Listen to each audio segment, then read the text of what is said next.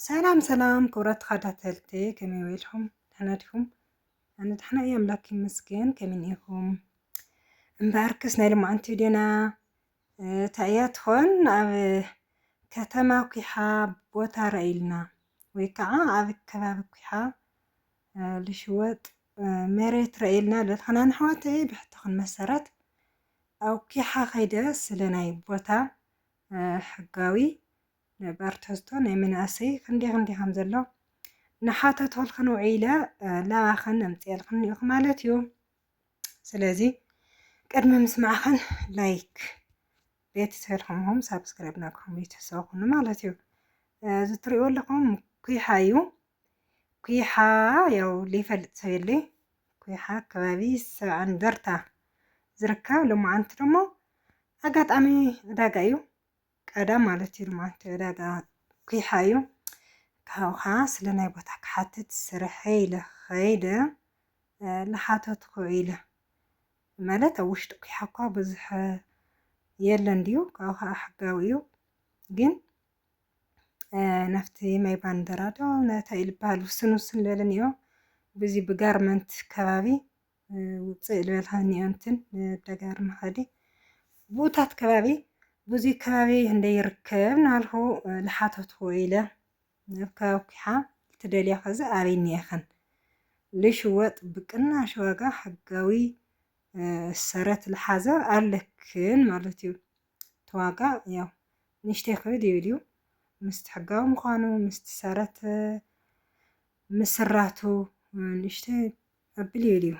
ግን ሕጋዊ እዩ። ካብኡ ያው እዚ ናይ ባዕልኽን ምርጫ እዩ። እግዚኣብሔር ከዓ ኣሚንካ ናይ መናእሰይ ንእሽተይ ምጥን በለ ዋግኡ እንተይልክና ፅቡቕ ብጣዕሚ ብዙሕ ሚልዮናት ሂብና ሕጋዊ እንተይልክና ፅቡቕ ካብኡ ነባር ትሕዝቶ በቃ ካብ ናይ ገባር ካብ ድሕር ገዛ ወይ ከዓ ካብ ድሕሪ ቤት ተቀኒሱ ዝሽወጥ እውን ክሳብ 250 300 ሽሕ ከባቢ ኣሎ እዩ። ኣብዚ ከባቢና ኢና በቃ ካብ ድሕር ገዝኦም ቀኒሶም ዝሸጡልካ ኮይኖም ብእምነት ተዓዳጊ መን እዩ ተሸዋጢ መን እዩ እቶም መሰኻኽር መን እዮም ብእምነት ኢኻ ትፈራርም በ እዚ መንግስቲ ይፈልጦ እዩ ብሓቂ እዚ ክትፈልጥ ኣለክን መጀመርያ ከይፈለጥክን ቅናሽ ኢልክን ወይ ከዓ ሕጋዊ ኢልክን ኣይትተው ዋላ ሕጋዊ ውስታይ እዩ ልክዕ ከም ዝተመለርክዎ ተነባር ትሕዝቶኻ ሃመይ ኢልክን ውሽጢ ፈሊጥክን ተኣትዋ ነይርክን በ ምስ ገዛእኽን ከምዚ እኳ ንዘይፈለጥኩ ገለለን ብዙሓት ተንፀርፅራ እኒአዋ ብዙሓት ስኢለን በቃ ብስምኪ ገዚእና ኢልካ ሓቂ ኣብቲ ክባይ ዕፅዋይ ብስምኪ ገዚእና ኢልኺ ምናምን ይበሃላ እየን ኣብ ኩሓ ከባቢ ብ400 600 ብዙሕ ሰብ ዝገዝእ እዩ ክባይ ዕፅዋይ ካብኡ ግን ብስምኪ እዩ ፎቶ ከላለ ተለጢፉ ምናምን እናተባሃለ እንደገና ናፍቲ ናይ መንግስቲ ቤት ፍርዲ ኣቕሪብካ ናፍቲ ናይ ካርታ ፕላን መስርሒ ተኸይድካ ምንም መን ሸዋጢ መን ዓዳጊ እንደገና ኢሉ ስራሕ ልክዕ ከምኡ ከዚ እውን ልክዕ ከማ ኣብ ገጠር ትኾን ኣብ ከተማ ዝተገዝአት ቦታ ልክዕ ከማ እያ። ከዚ ግን ብሓፂሩ ኣብ ከተማ ኩሓ ሕጋዊ እንደይ እኒኦ እንተይልና ያው ሕጋዊ ካርታ ዝሓዘና ናይ መናእሰይ ገና ካርታ ዘይሓዘ ይፈላለዩ ናይ መናእሰይ ዕድለት ኮይኑ ተዓዲሎም ድሓር ቀስ ኢሎም 2 ዓመት 3 ዓመት ፀኒሖም ካርታ ይስርሕሉ እምበ ካርታ ላስርሓለ ይብለ ሓደ ግን ኣለ እዩ ግን ብበዝሒ በቃ ሰኢሉ መንግስቲ ለዕድለና ረፍቲ ቅድሚ ክባይ ዕፅዋይ እምበ ድሕሪ ክባይ ዕፅዋይ እኳ የተዓደለ እንዲዩ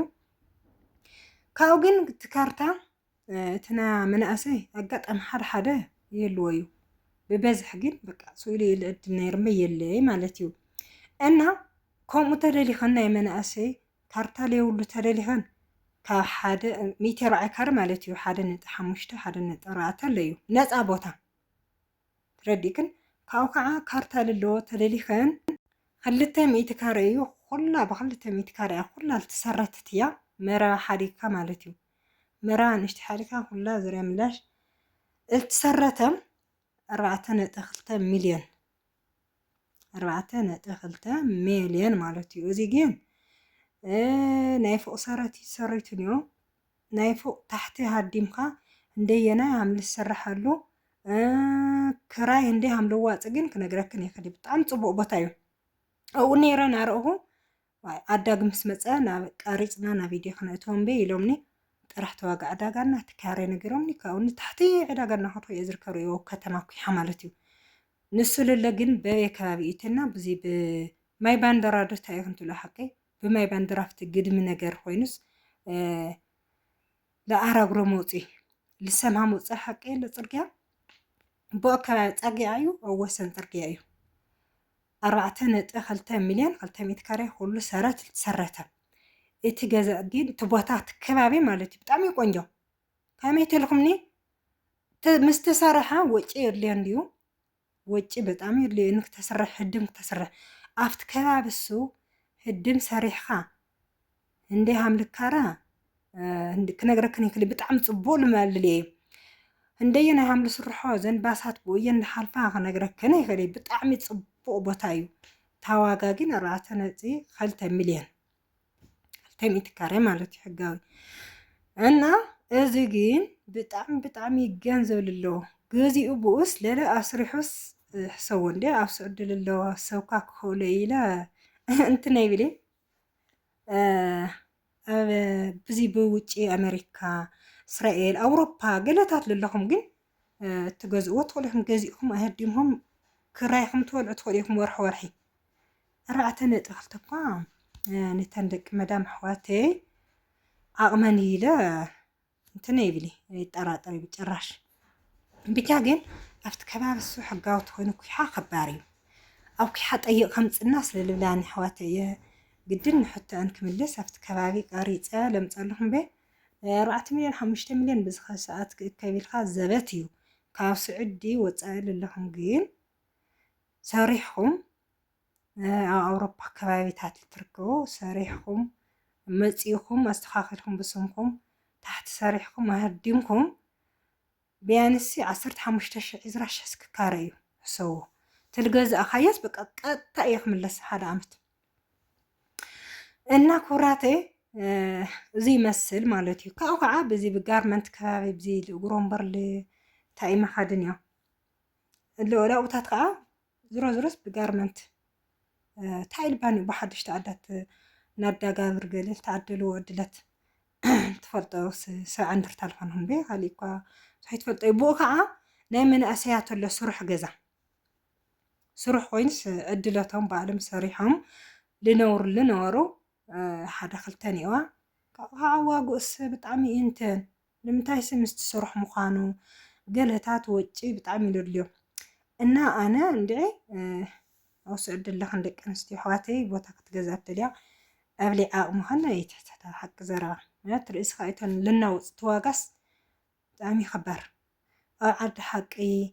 ዲያስፖራ መቐለ 7 ካሬ ኩሓ እትብላ ኣሕዋተይ እዚ ዓቕሚ ኸኒ ብስሩዕ ዓቕሚ ናይ ብትኽክል ኣነ ዓቕሚ ብጭራሽ ወላ ካሊእ ቦታታት ይሃልየኒ ግን ጠቕሊለስ ኢለ ክንደይ ሚልዮናት ሂበ ኣብ ሓደ ገዛ ኮፍ የብለይ ኣብቲ ወይ ቦታታት ገይርካ ትነግደሉ ትናሸጥካ ተትርፈሉ ገለ ትኾን በ 4 ሚልዮን ሂበ መቸም ኣነ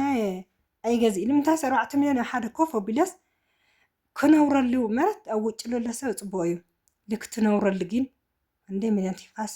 ከቢድ እዩ እንታይ ልማለለ እየ ኣብ ዓቕምኸን ዝወሰነ እየ ክትገዛ ታና ኩሓ ኣምፅልና ልበልክናን ግን እዚኣ ትመስል ከባር እያ ማለት እየ ካብኡ እምባ ፍቓዱ ልበልክናን ኣሕዋተይ ኢለን ይኽን እምባ ፍቓድካ ብጣዕሚ ዝሓሸ እዩ ቅናሽ እዩ ሕጋዊ ይኾነ ብርግጥ ናይ መንእሰይ ተደሊኽን 1.5 ለክን እዩ ነፃ ቦታ ናይ መንእሰይ ማለት እኮ ዳርጋ ሕጋዊ እዩ መንግስቲ ዝዓደሉ ስለዝኾነ ምንም ላጠራጥር የብሉ እምባ ፍቓዱ ውፅእ ኢልካ ዳሕና እዩ ካብ ውሽጢ ኩሓ ተዋግኡ ዝሓሸ እዩ ማለት እዩ እና ኣብዚ ከዓ ኣብቲ ቦታታትና ጠይቕ ንሓተት ክውዒለ ቀጥታ ናብ ዕዳጋ ኸይደ ተንታክስ ንዓድና ዝሰፈረን ከዓ ውየን ናብቲ ኮሚደረ ኣትየ ልኸን ማለት እዩ ኮሚደረ እንዴት ተልና 15 ኪሎ ብጣዕሚ ደስ ዝብል ሽንጉርቲ ብሱር ገዛና ሙሉእ እዩ 20 ቅርሺ ኪሎ ካብ 80 ናብ 20 ኮሚደረ ልክዑም መሪፅካ 20 ሃምኡ ለለ 15 ብጣዕሚ ዋጋ ዕዳጋ ናይ ኣውደ ዓመት ብጣዕሚ ፅቡቅ እኒአና ናይ ልማዓንቲ ደ እዚ ይመስል